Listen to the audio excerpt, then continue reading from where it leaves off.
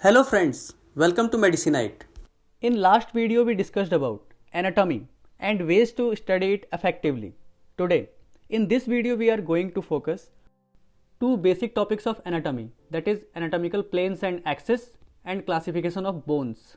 So guys, without any delay, let's start the video. Here we go. Number 1 is anatomical planes and axes of body. Now first we should know what are anatomical planes.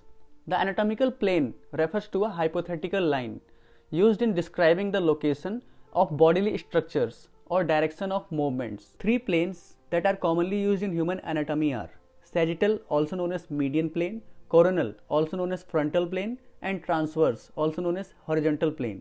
So let us understand all the planes in brief. Number 1 is sagittal or median plane. This plane divides the body into right and left symmetrical halves. Those organs or body parts which lie closer to this plane are called medial, whereas those located farther away from the midline are named lateral. Number 2, coronal or frontal plane. The frontal plane corresponds to the plane of the forehead. Passing through the body, this plane divides it into anterior and posterior halves. On the torso, the anterior surface is called ventral, whereas the posterior is named dorsal. Number 3 and the last one is horizontal or transverse plane.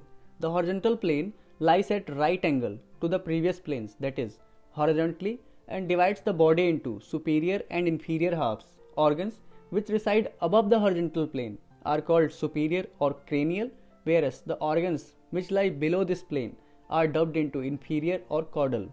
Second topic of the day is classification of bones. According to the shape, size and degree of cancellous bone development, bones can be classified into long bones, short bones, spongy bones, irregular bones, and air-filled cavities containing pneumatic bones. Now let's discuss about each bone in detail. Long tubular bones. Long tubular bones include the humerus, radius, ulna, femur, and shin bones. According to the phase of ossification, the following parts can be distinguished in long tubular bones. Diaphysis or shaft. Shaft is the middle tubular part of the bone and is the largest portion of the bone. It consists a thick cortical or compact bone and a bone marrow cavity. Bone marrow cavity. It is located in the diaphysis. On the inside, it is lined with the layers of connective tissue, that is endosteum, and contains yellow bone marrow. Epiphysis. It is an expanded portion of the bone. There is a proximal and distal epiphysis in each bone. Articular surfaces. These are positioned on the epiphysis covered with articular cartilage. Metaphysis is a portion of the bone between epiphysis and diaphysis. During bone growth, the metaphyseal plate is responsible for longitudinal growth of the bone.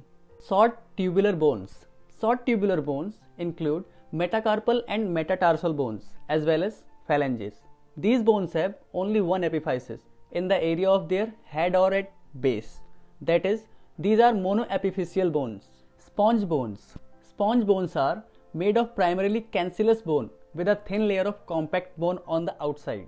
Sponge bones can be divided into long, for example, ribs and sternum; short, for example, vertebra, carpal, tarsal bones and sesamoid bones; and flat, for example, scapula, pelvic bones, parietal and frontal bones. Irregular bones.